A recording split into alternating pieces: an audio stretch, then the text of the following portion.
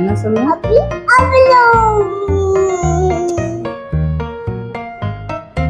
Brush, brush your teeth.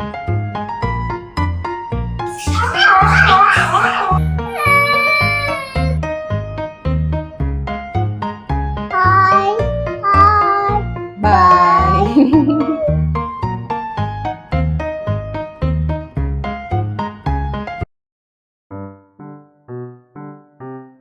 Hi, நீங்க பார்த்துட்டு இருக்கிறது அபியும் அவளும். இன்னைக்கு பப்புவோட மார்னிங் ரொட்டீன் தான் பார்க்க போறோம். பார்க்கலாமா?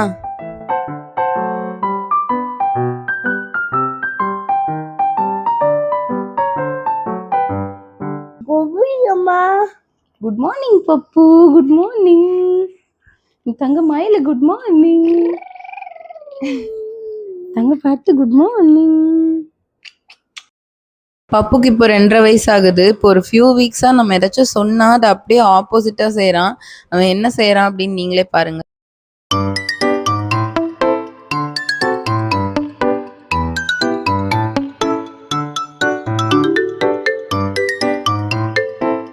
போவாத, ப்ரஷ் பண்ண போவாத, இங்கேயே இரு அம்மா கூடயே. போவாத போவாத, ப்ரஷ் பண்ண இங்கேயே நில்லு.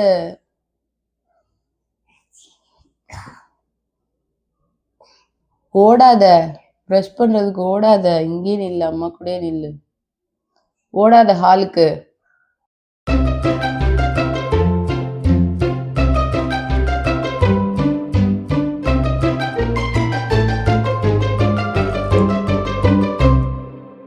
நான் சொன்னேன்ல, நான் இருன்னு சொன்னா போயிடுவான், நான் போன்னு சொன்னா அங்கேயே நிற்பான். இது இப்போதான் கொஞ்ச நாளா பண்ணிட்டு இருக்கான். அது ஏன் பண்றான் அப்படின்னு எனக்கு சுத்தமா தெரியல. நெக்ஸ்ட் பப்பு இப்போ புதுசா பண்ண ஆரம்பிச்சிருக்க ஒரு விஷயம்னா அது வந்து இதுதான். இது யாரு? Brother finger, baby finger, daddy finger, daddy finger. Where are you? Mommy finger. இப்போலாம் இந்த மாதிரி அதிகமா பேசுறான். இந்த ஃபிங்கர்ஸ் பத்தி கேக்குறான்ல, இதோட ஸ்டாப் பண்ண மாட்டான். இன்னும் 1 ஹவருக்கு இதையே கேட்டுட்டு இருப்பான். இது என்ன ஃபிங்கர், இது என்ன ஃபிங்கர்னு அந்த 5 விரலையே 50 தடவை நான் சொன்னாலும் திரும்ப திரும்ப கேட்பான். இது என்னது, இது என்னது அப்படின்னு திரும்ப திரும்ப கேட்டுட்டே இருப்பான். இப்போ நான் 2.5 வயசுல பாக்குற ஒரு சேஞ்ச்னா இதுதான் ஒரு பெரிய சேஞ்சஸ். இது ஒரு மணி நேரம் ஆகும் அவன் அந்த அந்த இதுல இருந்து மறக்கிறதுக்கே. அந்த ஃபிங்கர் ஃபேமிலின்னு ரைம்ஸ் வரும்ல ஒரு சாங், அதை தான் வந்து சொல்லிட்டே இருப்பான், கேட்டுட்டே இருப்பான். இது என்ன ஃபிங்கர், இது என்ன ஃபிங்கர்னு. நான் அதை அவனுக்கு மறக்க வைக்கணும் அப்படின்னா நான் வேற ஏதாச்சும் ஸ்டோரிலாம் சொல்லி அவனை வந்து டைவர்ட் பண்ணி தான் மறக்க வைக்கணும். இல்லைன்னா சாலிடா 1 ஹவருக்கு உட்காந்து இந்த ஃபிங்கர்ஸ் பத்தியே கேட்டுட்டு இருப்பான்.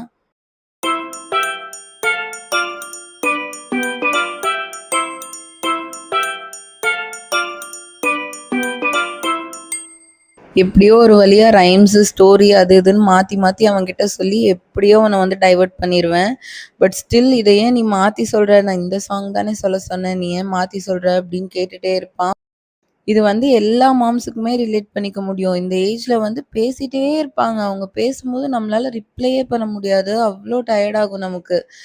அவங்க வந்து எப்படி ஸ்டார்ட் பண்ணாங்களோ அதே பவர்ல வந்து பேசிட்டே இருப்பாங்க லாஸ்ட் வரைக்கும். அவனை எப்படியோ டைவர்ட் பண்ணிட்டேன் அப்படின்னா அதை வந்து மறந்துட்டு நெக்ஸ்ட் வேலைக்கு மூவ் ஆன் ஆகி போயிடுவான்.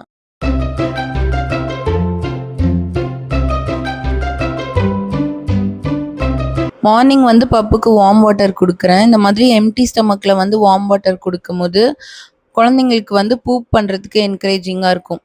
ஏன்னா அவங்க நெக்ஸ்ட் இயர் வந்து பப்பு ஸ்கூல் போயிடுவான். ஸோ ஸ்கூல் போகிறதுக்குள்ளே வந்து அவன் காலையிலேயே இந்த வேலையெல்லாம் முடிக்கிறதுக்கு வந்து கற்றுக்கணும். இல்லைன்னா ஸ்கூல் போயிட்டானா அப்படின்னா கஷ்டமாக இருக்கும். அதனால இப்போவே ஸ்டார்ட் பண்ணிட்டேன். இது இன்னும் ஒரு 1 இயர்க்குள்ளே கற்றுப்பான்னு நினைக்கிறேன். இப்போ தான் வந்து பாட்டி ட்ரைனிங்கே பண்ணி முடிச்சிருக்கேன். பட் இன்னுமே சில ஆக்சிடென்ட்ஸ்லாம் இருக்குது. ஸோ இன்னுமே அவனுக்கு வந்து சொல்ல தெரியல, கண்ட்ரோல் பண்ண தெரியல. ஸோ இந்த மாதிரி மார்னிங் நீங்கள் வார்ம் வாட்டர் கொடுத்தீங்க அப்படின்னா உங்களுக்கு வந்து ஹெல்ப்ஃபுல்லாக இருக்கும். மார்னிங் பிரேக்ஃபாஸ்ட் டைமுக்குள்ளேயே வந்து இந்த வேலையெல்லாம் முடிஞ்சிடும். ஸோ அவங்க ஸ்கூல் போகிற டைமுக்குலாம் வந்து கரெக்டாக இருக்கும்.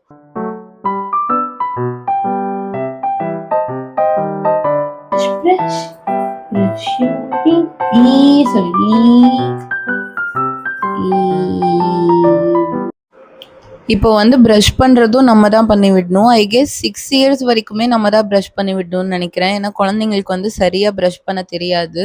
ஸோ நம்ம பண்ணி விடுறது பெட்டர். பட் நான் வந்து பப்பு கிட்டயும் பிரஷ் குடுத்துருவேன். நான் பிரஷ் பண்ணி முடிச்சதுக்கு அப்புறமா அவன் கொஞ்சம் நேரம் பிரஷ் வச்சு அவனுக்கு அப்பதான் கையில ஹோல்ட் பண்ண தெரியும். அவனே வந்து ட்ரை பண்ணான் அப்டின்னா கத்துப்பான். அதனால குழந்தைங்க கிட்ட கொஞ்சம் நேரம் வந்து பிரஷ் குடுத்துருங்க. அவங்க வந்து என்னென்ன பண்ணணுமோ அதெல்லாம் பண்ணிட்டுருப்பாங்க. கொஞ்சம் நேரம் வந்து அவங்களும் அது கூட வந்து எக்ஸ்ப்ளோர் பண்ணட்டும். Hi. Bye.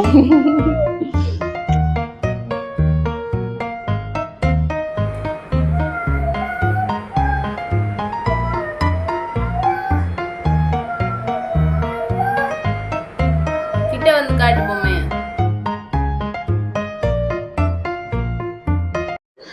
Most of the days வந்து பிரேக்ஃபாஸ்ட் சாப்பிட்றதுக்கு முன்னாடியே குளிச்சுருவான். அண்ட் இன்னைக்கு வந்து தீனாவே குளிக்க வச்சுட்டாங்க.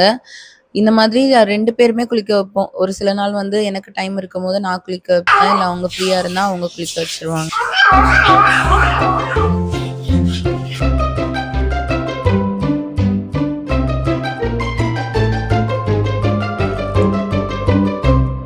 இந்த ஏஜ்ல வந்து பப்பு சும்மா சும்மா அழுதுட்டே இருக்கான். அது எதுக்கு அழறான் என்னன்னே நமக்கு தெரியாது.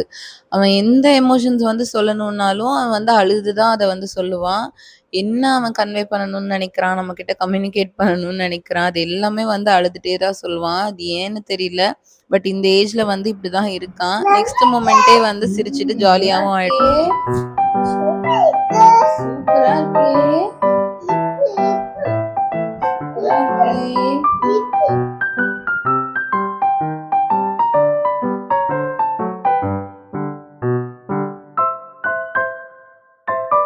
என்ன சொல்லுங்க?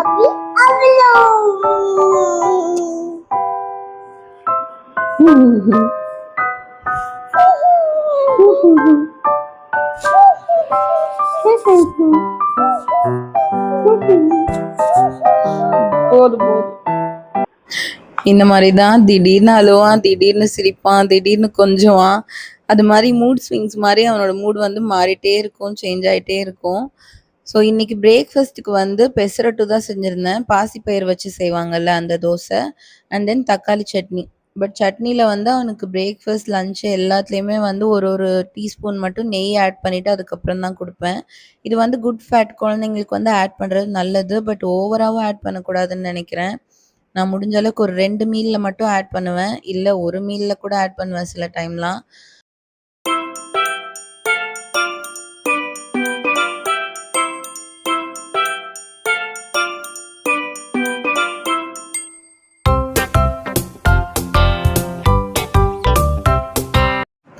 இந்த பேபி லெட் வீனிங் அப்படின்னு ஒரு கான்செப்ட் இருக்கு. குழந்தைங்க வந்து குட்டி குழந்தையா இருக்கும்போதுல இருந்தே அவங்களாவே எடுத்து சாப்பிடுறதுக்கு வந்து ட்ரெயின் பண்ணுவாங்க. அது மாதிரி பப்பு கிட்ட வந்து நான் ட்ரை பண்ணியிருக்கேன். பட் ரொம்ப மெஸ்ஸியா ஆக்கிருவான். அதுலேருந்து நான் ட்ரை பண்றதே வந்து ஸ்டாப் பண்ணிட்டேன். இப்போலாம் நான் தான் ஊட்டிட்டு இருக்கேன். இவன் சாப்பிட்டு முடிக்கிறதுக்கே வந்து 30 மினிட்ஸ் மேல ஆயிடும். கிட்டத்தட்ட ஒரு 1 ஹவர் கிட்டயே ஆயிரும். சாப்பிட்டு முடிச்சுட்டான் அப்படின்னா இந்த மாதிரி விளையாடுறதுக்கு கிளம்பிருவான்.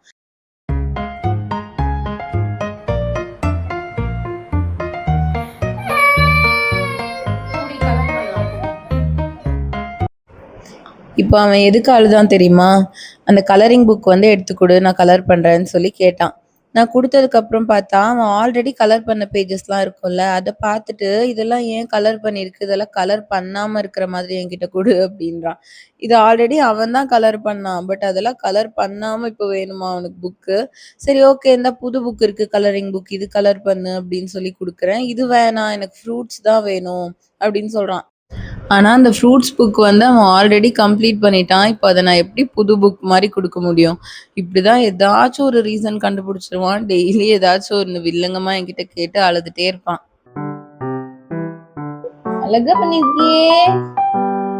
சூப்பரா பண்ணிருக்கானே பப்பு! Super super! சூப்பரா கலர் பண்ணிட்டானே பப்பு! என்னது? என்னது? நீதானே ஹிப்போ.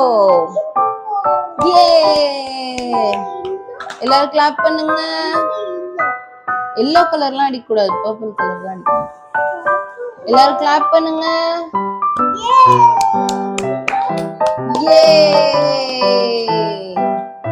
ஸ்டார் போடலாமா பப்புக்கு? ஸ்டார் ஸ்டார் போடுங்க பப்புக்கு. ஏ கையிலையும் போடுங்க ஸ்டார். சூப்பர். என்னது? சத்தமா சொல்லு. என்னது? ஹிப்போ. ஹிப்போ. இந்த மாதிரி கலரிங்லாம் பண்ணி முடிச்சதுக்கு அப்புறமா கிளாப் பண்ணணும், அப்ரிஷியேட் பண்ணணும் அப்படின்னு சொல்லுவான். நான் ஒரு சில நாள் கிளாப் பண்ணலை அப்படின்னா, ஏன் கிளாப் பண்ணலை, கிளாப் பண்ணுங்க அப்படின்னு கேட்டு கிளாப் பண்ண சொல்லுவான். அவனோட திங்ஸ் எல்லாம் அவனே கொண்டு போய் அவனோட ரூம்லேயும் வச்சுட்டு வந்துடுவான். ஒரு 10-10:30க்குள்ளே வந்து ஏதாச்சும் ஒரு ஃப்ரூட் வந்து பப்புக்கு சாப்பிட்றதுக்கு கொடுப்பேன். மோஸ்ட் ஆஃப் த டைம் வந்து பனானா தான் இருக்கும். பட் இன்னைக்கு வந்து மேங்கோ சீசன் அப்படின்றனால மார்னிங் ஈவினிங்குன்னு எப்போ பார்த்தாலும் எங்கள் வீட்டில் வந்து மேங்கோ தான் இருக்குது. ஸோ இன்னைக்கு வந்து பனானா வேணாம், மேங்கோ சாப்பிடலாம் அப்படின்னு சொல்லி டிசைட் பண்ணியாச்சு. ஃப்ரூட்ஸ்லாம் வந்து பப்புவே எடுத்து சாப்பிட்டுப்பான். இன்னும் வந்து சாப்பாடு மட்டும்தான் எடுத்து சாப்பிட தெரியல. ஃப்ரூட்ஸ்லாம் வந்து ஃபோக் போட்டு கொடுத்துட்டேன் அப்படின்னா அவனாவே எடுத்து சாப்பிட்டுப்பான். ஸ்நாக்ஸுமே ஸ்பூனில் எடுத்து சாப்பிட்டுப்பான். ஸோ இது 2 தான் இப்போதைக்கு ட்ரெயின் பண்ணியிருக்கேன். இன்னும் அவனுக்கு ஃபுட்டெல்லாம் எடுத்து எப்போ சாப்பிடுவான் அப்படின்னு எனக்கு தெரியல. இன்னும் அவனுக்கு நான் சொல்லிக் கொடுக்கவும் ஆரம்பிக்கல.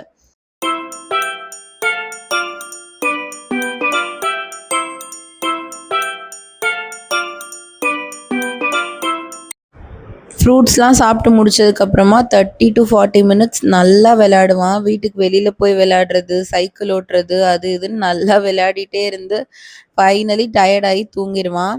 பப்புவோட நேப் வந்து இப்போலாம் ஒரு நாள்லே ஒரே ஒரு வாட்டி தான் வந்து தூங்குறான். அதுக்கப்புறமா டைரெக்டாக வந்து நைட்டு தூங்குறது தான். மார்னிங் வந்து சீக்கிரமாக எழுந்திரிச்சிட்டான் அப்படின்னா 11 o'clockலேருந்து 12 o'clock வரைக்கும் தூங்கிடுவான். இல்லை மார்னிங் வந்து லேட்டாக தான் எழுந்திரிச்சிக்கிறான் அப்படின்னா லஞ்சுக்கு அப்புறம் ஒரு 2 to 3 இல்லைனா 3 to 4 அப்போவுமே வந்து ஒரு 1 hour தான். ஸோ ஒரு என்டையர் டேலே வந்து ஒரு 1 hour நேப் மட்டும்தான் எடுப்பான். 2 வயசுக்கு முன்னாடிலாம் வந்து ஒரு நாளைக்கு 2 நேப் வந்து எடுப்பாங்க. ஒரு நாளைக்கு 2 வாட்டி தூங்கிட்டு இருந்தான். பட் இப்போலாம் வந்து ஒரு நாளைக்கு ஒரு வாட்டி தான் தூங்குறான். அதுவுமே வந்து சில டேஸ்லலாம் வந்து தூங்க மாட்டான். டைரெக்டாக வந்து நைட்டு தான் தூங்குவான். ஸோ இப்போதைக்கு 2.5 வயசுல வந்து பப்புவோட மார்னிங் ரொட்டீன் இப்படி தான் போயிட்டுருக்கு. இதுக்கப்புறம் என்னென்ன சேஞ்சஸ் வரும் அப்படின்னு இனிமே தான் பார்க்கணும். ஸோ இந்த வீடியோ உங்களுக்கு பிடிச்சிருக்கும் அப்படின்னு நினைக்கிறேன். பிடிச்சிருந்துச்சு அப்படின்னா நம்ம சேனலுக்கு சப்ஸ்கிரைப் பண்ணிக்கோங்க. நெக்ஸ்ட் இன்னொரு vlog வீடியோவில் மீட் பண்ணலாம். அது வரைக்கும் பாய்.